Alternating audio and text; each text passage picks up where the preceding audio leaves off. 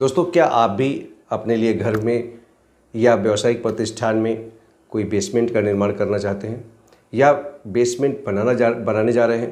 तो रुकिए और मेरे इस वीडियो को लास्ट तक ज़रूर देखिए, क्योंकि मैं आज आपको बताने वाला हूं कि घर में बेसमेंट बनाना ज़रूरी है या नहीं, और अगर बेसमेंट बनाना मजबूरी है तो किस दिशा में बनाया जा सकता है। दोस्तों, मैं विनय शंकर मिश्र आप सभी का अपने यूट्यूब चैनल ऑकल्ट ज्ञान में स्वागत करता हूं।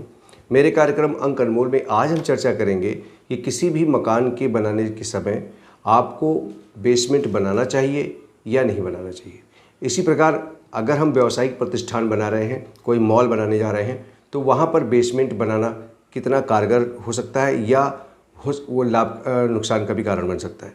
तो आइए आज इस पूरे वीडियो में हम देखने का प्रयत्न करें कि बेसमेंट आपके लिए लाभदायक होगा या हानिकारक। वास्तव में जब कोई व्यक्ति आज के समय में मकान बनाने जा रहा है, तो बढ़ती जनसंख्या के कारण या घर में लगातार हो रहे बंटवारों के कारण ज़मीन जब सीमित होती जा रही है, तो व्यक्ति के पास अपने रहने और बहुत सी चीज़ों के लिए कुछ ऐसी स्थितियाँ हो गई हैं कि लोग बेसमेंट बनाना शुरू कर देते हैं। वास्तव में हमारे प्राचीन काल में या हमारे वेदों के संबंध में जितने भी नियम है, उसमें कहीं पर बेसमेंट या ज़मीन के अंदर बनाने का कोई प्रावधान या कोई विचार कभी नहीं रहा है। सभी लोगों ने काफ़ी ऊंचाई लेकर के उसको बन के मकान बनाने का एक सिद्धांत बनाया था, और ये एक नई जो परंपरा आई है आधुनिक, उसमें हमने बेसमेंट बनाना शुरू कर दिया कि आवश्यकता के अनुसार ज़मीन में गाड़ियों की पार्किंग के लिए, बहुत सी चीज़ों के लिए बेसमेंट का निर्माण करना शुरू किया। परंतु क्या ये बेसमेंट हमारे लिए लाभदायक हो रहे हैं या नहीं? वास्तव में अगर बेसमेंट बनाना है, वैसे तो बेसमेंट बनाने की कोई ज़रूरत नहीं है, नहीं बनाना चाहिए। अगर आपके पास संभावना है बिना बेसमेंट के काम चल जाए, तो मैं तो यही कहूँगा कि बेसमेंट ना बनाएं। परंतु यदि मजबूरी हो जाए, समय जगह की इतनी कमी हो कि आपके लिए बेसमेंट बनाना मजबूरी है, तो आपको बेसमेंट किन दिशाओं में बनाना चाहिए ये मैं बताता हूँ। आपके लिए सबसे अच्छी दिशा है, अगर आपके पूरे प्लाट में या आपके व्यावसायिक प्रतिष्ठान में बेसमेंट बनाना मजबूरी है, तो आपको बेसमेंट अपने पूरे भूखंड के उत्तरी रीजन में, उत्तर दिशा में बनाना चाहिए, पूरब दिशा में बनाना चाहिए, ईशान क्षेत्र में बना सकते हैं। इन तीन दिशाओं में बेसमेंट बनाएं तो कोई विशेष नुकसान आपको नहीं होगा। एक तरह से लाभ का कारण है, क्योंकि ये तीनों दिशा जब डाउन होंगी तो आपका वैसे भी फायदा होगा। लेकिन शर्त यह है कि फिर बाकी जो जोन हैं वो एज इट इज़ रहें, वहाँ आप गड्ढा ना करें। एक तरह से अगर मैं कहूँ कि पूरे मकान को एक तरह से बराबर करके कभी भी बेसमेंट बनाने से बचना चाहिए, उससे बहुत नुकसान होता है। बेसमेंट अगर बनाना है तो भी इतनी हाइट उसको दें कि वो ज़मीन के ऊपर रहे और उसमें सूर्य की प्राकृतिक रोशनी जरूर पहुंचती रहे। वास्तव में अगर आपने बेसमेंट का निर्माण करा लिया और उसमें सूर्य की रोशनी भरपूर मात्रा में नहीं जा रही है और प्रकाश पूरी तरह से नहीं पहुंच रहा है, तो आपको क्या चाहिए? फिर आपको चाहिए कि आप दर्पण लगा करके सूर्य की रोशनी को अंदर पहुंचाने की व्यवस्था करें। और अगर आपके पास इस विधा से भी वहां पर प्रकाश जाने की व्यवस्था आप नहीं कर पा रहे हैं, तो बेसमेंट कदापि न बनाएं।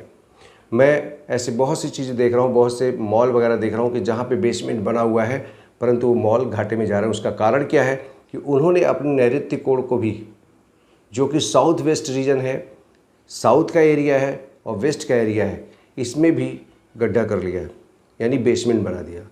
और जब बेसमेंट बना दिया, ये क्षेत्र डाउन हो गया, तो निश्चित रूप से आपका नुकसान होना ही होना है। एक और मज़े की बात आपको बता दूं कि अगर आपके पूरे भूखंड में आपने उत्तर में, पूरब में, पश्चिम में, हर दिशा में, दक्षिण में भी जगह छोड़ करके बिल्कुल बीचों बीच अगर आपने बेसमेंट बना दिया है, यानी मुख्य रूप से मध्य क्षेत्र में, एक तरह से कहूँ तो ब्रह्म क्षेत्र में अगर आपने अपने भूखंड में बना दिया है, तो आप समझ लीजिए कि ऐसे लोगों का बेसमेंट कदापि भी उनको सुख और शांति से रहने नहीं दे सकता। अगर व्यावसायिक प्रतिष्ठान है तो दिवालिया होना है, और अगर घर परिवार में अगर आपने बिल्कुल मध्य में बेसमेंट बना लिया है, तो निश्चित रूप से आपको सुख शांति की तो कोई उम्मीद ही करनी नहीं चाहिए। हो सकता है प्रारंभिक दिनों में आपको लाभ मिल जाए, परंतु जैसे जैसे वो भवन पुराना होगा, उसकी नेगेटिव एनर्जी हावी होनी शुरू होगी, तो दुख के कारण बनेंगे। आपको अगर बेसमेंट बनाने की मजबूरी है, बार बार मैं कह रहा हूँ, तो आपको केवल और केवल उत्तर दिशा में गहरा करके या ईशान क्षेत्र में या पूरब के क्षेत्र में ही बनाना चाहिए।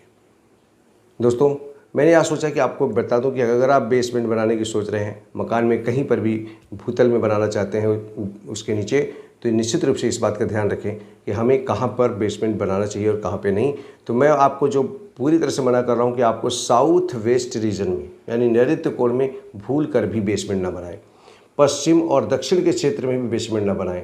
और अगर आपको बेसमेंट बनाने की मजबूरी है तो मैं फिर कह रहा हूँ कि आपको उत्तर, ईशान कोण और पूरब की दिशा में, और ये भी ध्यान रखना है कि पूरब का मतलब पूरा पूरब नहीं होता। आप अपने पूरे भूखंड को उसके क्षेत्र निकालिए कि कितना क्षेत्र तक पूरब होगा, कितने क्षेत्र तक उत्तर, कितना ईशान, उस पूरे रीजन में ही आप बेसमेंट बनाएं, पूरे मकान में बेसमेंट ना बनाएं। तो मुझे पूरा भरोसा है कि आपको ये वीडियो पसंद आएगा। फिर मैं एक और पूरी डिटेल के साथ, एक नक्शों के साथ आपको बताऊंगा कि कैसे कहाँ कहाँ पे आप बना सकते हैं। परंतु आप अगर भूखंड में अपने मकान में बेसमेंट को सोच रहे हैं बनाना, या आपको मॉल बनाने की सोच रहे हैं, बेसमेंट बनाना चाहते हैं, तो सावधानी से बनाएं, क्योंकि जहाँ पर अगर आपने वास्तु सिद्धांतों का पालन कर लिया तो वहाँ पर वो बेसमेंट कुछ हद तक आपको लाभ दे सकते हैं। परंतु अगर आपने 3 दिशाओं में जो मैंने आपको बताई हैं, उत्तर, ईशान और पूरब, यानी नॉर्थ, नॉर्थ ईस्ट और ईस्ट में अगर आपने बनाया है तो बहुत हद तक सही हो सकता है। और इसी क्षेत्र में अगर आप पानी निकालने की व्यवस्था, अगर आपने बना लिया है बेसमेंट और आपको पानी निकालना होता है, बरसात में पानी जा सकता है, तो वहाँ पर आपको जो पंप लगाने की व्यवस्था करनी है वो भी आपको नॉर्थ, नॉर्थ ईस्ट और ईस्ट में ही लगाना चाहिए, किसी और दिशा में नहीं। इससे क्या होगा कि आपके भूखंड का जो ढलाव होगा, जो ढलान होगी, वो निश्चित रूप से नॉर्थ ईस्ट डायरेक्शन में जाएगी, जो आपके लिए शुभ हो सकता है। तो आप अगर घर में बेसमेंट बनाना चाहते हैं या अपने व्यावसायिक प्रतिष्ठान के लिए बेसमेंट बनाना चाहते हैं तो वास्तु के इन सिद्धांतों का जरूर पालन करें। आपके लिए शुभकारी होगा, लाभदायक होगा और आपके काम का होगा।